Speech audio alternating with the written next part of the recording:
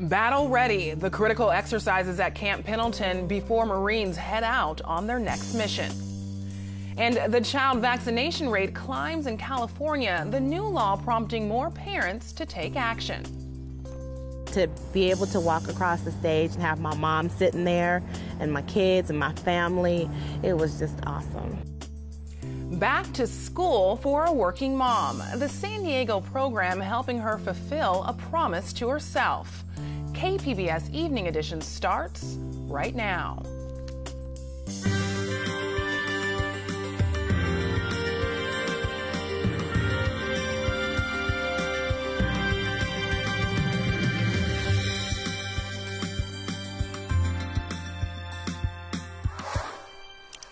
Good evening and thanks for joining us. I'm Ebony Monet.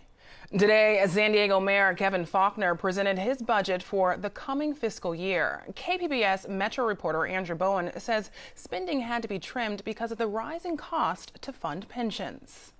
Every time a city has to make budget cuts, there are winners and losers. In Mayor Faulkner's proposed budget, the winners are libraries, rec centers, and road repair. The losers are the arts. We had to make some tough decisions, and we had to prioritize what was most important. What's most important to San Diegans, Faulkner says, are road repair, public safety, and neighborhood services. Faulkner proposes spending $71 million on repaving streets and filling potholes. A new fire station will be fully staffed, and 4 police academies will stay open. And I'm proud to say that this budget keeps rec centers and library hours at their highest level in a decade. The news isn't so great for arts funding, where Faulkner is proposing cuts of about $5 million. In 2012, when Faulkner was a city councilman, he voted for the Penny for the Arts plan to gradually increase the city's funding for arts and culture. And it is a good investment because people do come to our city to spend dollars, and they have choices of what cities they want to come to. And to be able to come to San Diego for a rich and vibrant arts and culture community is extremely important to us. Those wishes are meeting reality now. The plan Faulkner supported in 2012 would give the arts $22 million this year. He's now offering less than half of that. So were his words 4.5 years ago just wishful thinking? No, I think anytime that you put a roadmap onto how you can increase services, and particularly in arts, it's a good thing. You do that with the reality of the budget that you're faced with. That's what we've done this year. And again, the fact that we've been able to increase arts funding over the last several years has been a good thing for the city. Mayor Faulkner's proposed budget now goes to the City Council for review. He'll present a revised budget next month before a final vote at the City Council on June 5th. Andrew Bowen, KPBS News. Pentagon officials say the country's largest non-nuclear weapon was used today in Afghanistan. The bomb is unofficially known as MOAB, Massive Ordnance Air Blast Weapon, or mother of all bombs. It's the first time it's been used in combat. This is footage from a test conducted in Florida in 2003. The bomb contains 11 tons of explosives and targeted a series of tunnels and caves used by ISIS fighters. The United States takes the fight against ISIS very seriously, and in order to defeat the group, we must deny them operational space, which we did. The United States took all precautions necessary to prevent civilian casualties and collateral damage as a result of the operation. Any further details, I would refer you to the Department of Defense on that. The Pentagon says there's no estimate yet on the number of deaths or damage caused by the attack. PBS NewsHour will have more on this story. You can watch it right here at 7. A group of Marines stormed Red Beach at Camp Pendleton this morning, part of an elaborate exercise to get them ready for potential combat duty. KPBS reporter Steve Walsh was there and has this report. We're out here at Camp Pendleton, where this morning the Marines of the 15th Expeditionary Unit performed an amphibious assault landing. This is the last major phase of their training before they're deployed to the Western Pacific sometime later this year. It's the culmination of training that's been going on for months. Hey, stay right there! The Marines combined with the Navy to simulate a beach landing under heavy fire. Off the coast, the USS San Diego and USS America deploy amphibious landing craft. All right, the Marines had just came up out from these beaches right down here, and in only about 4 minutes they made their way up into this makeshift town. Now they're going from building to building. Hey, second team! Let's go, let's go! I'm on your ass, you can't go, I'm on you. We're combined! They simulate what it's like to clear a town where civilians are mixed in with armed groups who are firing at the Marines. Boom!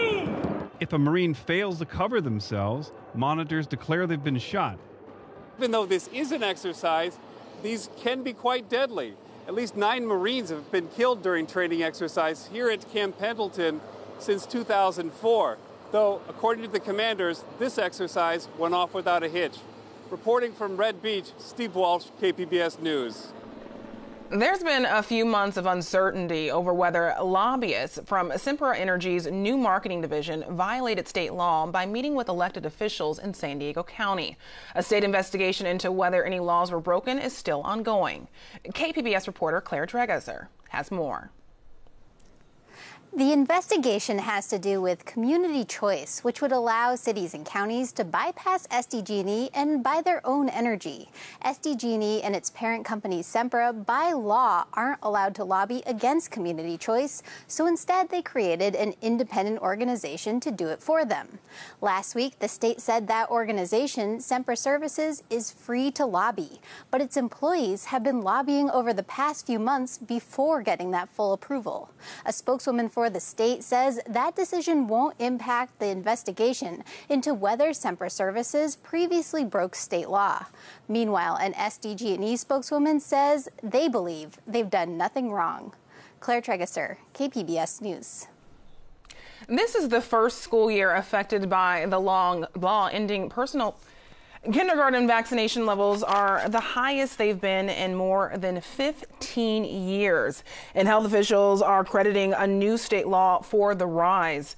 96% of California kindergartners are now vaccinated, a 3% increase from last year. Because we know from science that if you can have vaccination rates above 95%, you are likely to pretty much prevent outbreaks in diseases of these diseases in communities. So in California, the fact that we have now on a statewide average vaccination rates that are over 95%, that's very, very important. This is the first school year affected by the law ending personal belief exemptions for vaccinations. Medical exemptions are allowed for students who cannot be vaccinated due to complications with their immune system. Free college. San Diego Community College district leaders tell me it's enough to completely change some students' lives. It's happening thanks to San Diego Promise. Now, the program is expanding after its pilot year. Romelia Turner is taking on a new workload. I'm exhausted. I'm a little tired. 17 units is a lot, She's back in school nearly 30 years after dropping out. When I had my son, I didn't want to go back to school because I was a little embarrassed, but I did go to Bay Vista Beauty College. Turner built a career in cosmetology and supported her son and daughter until cancer entered her life. In 2013, she says a doctor diagnosed her with breast cancer. A few years later, it was time to take care of her sick mother, who had cancerous tumors. When I decided to go back to work, it was hard to find a job because I didn't have a high school diploma. Romelia enrolled in San Diego Continuing Education. I didn't want a GED, I wanted a high school diploma. One by one, algebra, economics, physics. Turner completed the accelerated program. And I just knocked them down one by one, so here I am at college. She says finally earning her high school diploma has given her the confidence to achieve even more. To be able to walk across the stage and have my mom sitting there and my kids and my family, it was just awesome. Well, what's the square root of 5 times 5? 5. It's 5. Now Turner is striving for an associate's degree at San Diego City College.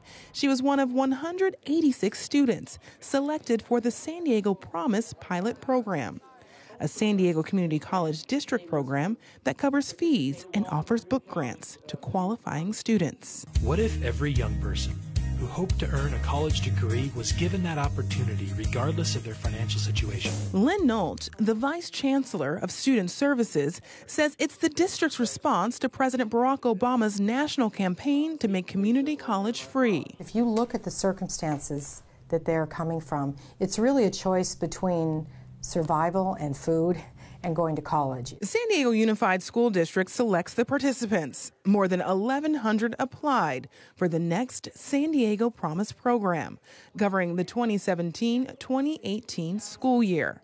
There's funding for 600 new San Diego Promise students. When you receive the calls, why didn't I get selected? If I don't get this, I can't go to college.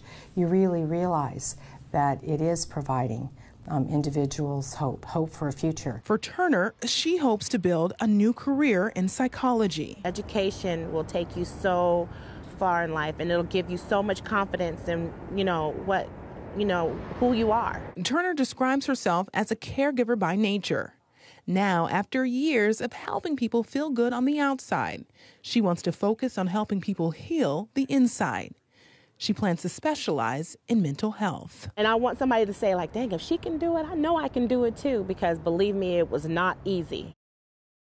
The San Diego Community College District paid for the first year of San Diego Promise using private auxiliary funds. A booming business is taking hold in the education sector. Teachers are selling lesson plans online. And as AP reporter Joseph Frederick reports, some of them are making millions. Samantha Cuckoo has her lesson plan ready for her language arts class thanks to another teacher. I want to be able to enjoy my life outside of this room, and so that allows me to do that because I'm not spending 20 to 30 hours like I once was. Cuckoo paid for the lesson plan with her own money, helping to fuel a booming business that spawned dozens of websites where teachers sell their lesson plans to other teachers. While the plans themselves usually cost only a few dollars, the high demand has really paid off for some teachers, like Hadar Harstein. She says she's earned $1 million over the past 6 years, allowing her to stay at home and raise her newborn daughter. You can't go into it thinking you're going to make $1 million. But if you are already creating resources and you have things that work really well in your classroom and your students are really benefiting from, then why not post it and see if someone else, another teacher and other students would benefit from it. While monetizing lesson plans has created a new source of income for many teachers, some educators worry that it will stifle the practice of teachers freely sharing ideas. Well, it does, and fortunately that open sharing does already exist in the teaching community. Unfortunately, what some teachers might be inclined to do is frankly what any of us will be inclined to do when we have a product to sell, and that is protect that product and not do anything that's going to water down that market. One site, Teachers Pay Teachers, says its contributors have earned $100 million over the past 10 years. The site allows teachers to download free plans by paying a fee ranging from just a few dollars to several hundred. Teachers have always collaborated, I think, throughout time, and they continue to do that. We find that our teachers come together to help one another with lesson plans, to share ideas, to create things together. So I think all the great collaborative work the teachers have always done is now just on a bigger platform. For parents, the grades are mixed. It could be that there's a positive side to it, that a teacher might think that another teacher may benefit from it, but I just don't feel for purchase. If someone has spent enough time putting together a really good lesson plan or come up with a great idea, I think they should be able to be remunerated for it, really. As lucrative as the practice may be, some legal experts argue that the resources created by teachers may actually be the property of the school district. Some districts actually bar teachers from selling their lesson plans. But Samantha Cuckoo, the language arts teacher in Michigan, she says using classroom-tested material helps her and her students get ahead. This will be a fun one. Joseph Frederick, Associated Press, New York. The National Weather Service confirmed today this year has been the wettest year on record. Officials checking precipitation totals at 8 stations in the northern Sierra found just under 90 inches of rain and snow, surpassing the old record of 88.5 inches set in 1983. The new record comes less than a week after Governor Jerry Brown declared California's drought emergency officially over. It was a warm one out there today, and we're expecting sunny skies for Easter hunts this weekend. Erin Calandra says plan for a couple of breezy days. She has tonight's forecast.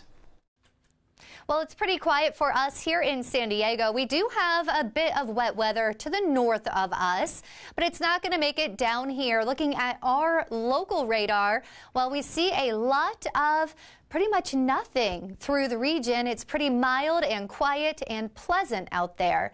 Tonight, 57 degrees for your overnight low with increasing clouds throughout the night. And those clouds are going to kind of linger in the morning. So when you get up for your morning commute, it could be just a bit foggy or low clouds for you out on the highways. Borrego Springs, 53 degrees tonight. Mount Laguna, 34 degrees. Alpine, 41. Ramona, 41. Poway, 49. Oceanside, 48. And, of course, San Diego, 57 degrees. Those are your overnight lows with just a few clouds kind of moving into the region. So it's going to be a pretty quiet weekend for us on Friday, maybe a bit cooler, especially in the mountains, and also a bit of wind as we have this jet stream move through the area. But everywhere else, it's going to remain mild and quiet. This weekend, it's going to be dry and pleasant. Nothing on the radar to tell you about.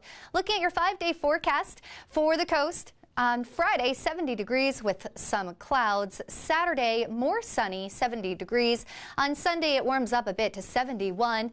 And on Monday, there's going to be plenty of sunshine, 70 degrees for your high. And on Tuesday, clouds and sun. Just a nice day for you, 70 degrees for the high. Inland, well, Friday, it's going to be a bit warm at 72. But look at this, warming up to 78 by Saturday. Mostly sunny and nice for your weekend. Sunday, plenty of sunshine, 77 degrees. Monday, it cools down just a little bit to 75, but lots of sun. And on Tuesday, 74 degrees for your high. In the mountains, well, it's going to be a bit breezy and cooler on Friday, 58 degrees. It warms up, though, by Saturday to 64 with plenty of sunshine. On Sunday, a few more clouds move in, 64 degrees. Monday, 62 degrees and a bit breezy. And Tuesday, it's going to get a little bit cooler, 60 degrees for your high. In the deserts, well, it's always warmer in the deserts. Make sure you put on your sunblock and drink plenty of water. Saturday, it's going to be 90 degrees with lots of sunshine. On Sunday, we'll have a few clouds, but it's going to remain hot at 91 degrees. But still a nice weekend for you. It's going to be dry. On Monday, partly sunny and a bit cooler at 89 degrees. And on Tuesday, temperatures drop to 86 degrees. So a nice cool down for you for the beginning of your work week. For KPBS News, I'm Erin Calandra. Low commodity prices mean many Midwest farmers are changing the way they do business. In tonight's Harvest Public Media Report, Jack Williams shows us producers who have learned how to operate and live with less income. This is our little office that we use, kind of a break room. This is the center where we work on the computer or order parts or things like that. On a family farm in Prague, Nebraska, about 40 miles north of Lincoln, Carl Soshek is right at home. His family has been farming this land since the late 1940s. They grow mostly corn and soybeans, but the last couple of years haven't been easy. Commodity prices have tumbled from record highs just a few years ago to prices today that make it tough for some farmers to turn a profit. The best thing that ever happened to the corn industry was $7 corn. The worst thing that ever happened to it was $7 corn because it kind of threw everything out of balance. And I think we'll see the cycle come back. I don't know when it's going to come back. While he waits, Soshek is doing what he can to cut costs on the farm. Instead of taking his equipment to the local implement dealer for repairs, he has parts delivered to the farm and does those repairs himself. How much money does that save you doing your own repairs? If you had to take your tractor in yourself, how much would that cost you compared to you actually doing this yourself? Shop rates can run anywhere from $75 to $150 an hour. And service calls, if they come out from the dealership to work on a piece of equipment, a service call could be another $250 on top of that. So if it's something that we can take care of ourselves, every time we do that, we're saving a little bit of money. Soshek doesn't apologize for enjoying the good times a few years ago. He says farming isn't always easy, and when commodity prices shot up like they did, many farmers enjoyed a higher standard of living. It was a lot different than the days when they had to watch every penny they spent. If we need to go back to that, we will. and I think we have it ready. We're careful about our family living, and been there, done that, and we'll do it again if we need to tighten our belt that much. And we are. We're being careful about the way we spend. Dave Nielsen is a third-generation farmer in Lancaster County in eastern Nebraska, where he grows corn and soybeans on about 2,000 acres. His father and grandfather worked this ground before him, so he's seen the good and bad times. He says the younger farmers who got into the business a few years ago when prices were high are the ones who feel the commodity downturn the most. It was really tough on young guys starting then. You know, young guys that were starting in those glory years, wow, this is easy. I mean, there's a lot of youth that came back to the farm, maybe left jobs in town and came back to the family farm to farm. And you know, now it's a whole different ball game. Now it's, you know, you really have to watch what you're spending on inputs and family living and that. Nielsen probably won't lime his soil this year, and like Carl Soshek in Prague, he's doing a lot of his own repairs to save money. And he's taking a hard look at the rest of his expenses. Every good operation should, even in the good times, really, you should. But you probably just a little sharper pen or a little sharper pencil when you're in the downturn. For Harvest Public Media, I'm Jack Williams. Globalization and trade have transformed the American economy, but increasingly, the competition for jobs comes from within our own borders, with automation, robots, and artificial intelligence rapidly moving into the workforce. Marketplace reporter David Brancaccio takes a look at what we can expect and what we can do about it. Oh, yeah! What is automation? It's essentially technology in the workforce. And as this technology enters the workforce, as essentially employers hire robots, what is the social impact? In an effort to answer some of these questions, I decided to hit the road across a swath of the Midwest. The great American road trip requires a sidekick, right? It's like Don Quixote had Sancho Panza. Who might be my robot sidekick? So I held auditions, and I met some great robots. I met Pepper, who's articulated 17 ways. It'll greet you at the airport. I also met Kuri, a very adorable little robot that doesn't have any arms, cruises around your house keeping an eye on things, plays media back to you. But none of these wonderful robots really added up yet to a fully fledged human companion. But we know there are jobs that robots can do. We visited the Robotics Institute at Carnegie Mellon University, a key center for robotics in the country, to learn more. There was a very disconcerting robot, the snake robot. It fastened itself like a python around my ankle and started crawling up my leg in its little camera head, looking around and examining things in a kind of creepy fashion. But you can see how a snake robot would be pretty awesome at crawling through rubble during a search and rescue mission. One place we're going to see a lot of robots is on the road. Those very important truck driving jobs. At what point are those robots? And what will the people who were driving trucks do for a living? Society has to wrestle with this. Though it may seem like doom and gloom, we can never forget that loads of these jobs thrive as technology in the workplace progresses. Composer. The creative pursuits where you're trying to do something people have never seen before, that's where machines are absolutely the worst. To be or not to be? That is the question. Nurse practitioner, that's a master's level nurse. Sitting with a patient, hands-on, managing their care is something the human is going to do, not a machine. Human resources manager, potential for automation, 22%. Pays on average $28 an hour, and lots of them, 427,000 in America. Robot engineer. If you are a person who designs robots or who can work with robots or fix robots, that is a job that is going to prove, I think, very lucrative in perpetuity. I'm concerned about the American workforce in the face of automation. This future that some people in, for instance, the Silicon Valley are musing about, where we've entered the end of work and where we have to just pay people not to work, doesn't seem like a particularly bright future. I hope we don't go there. I hope the future that we're going toward is the capacity of technology to open up new and interesting things for humans to do. You can tune in to Marketplace on KPBS Radio weekday mornings during Morning Edition, also at 3 and 6:30 p.m. Researchers in Northern California discovered these mountain lion kittens.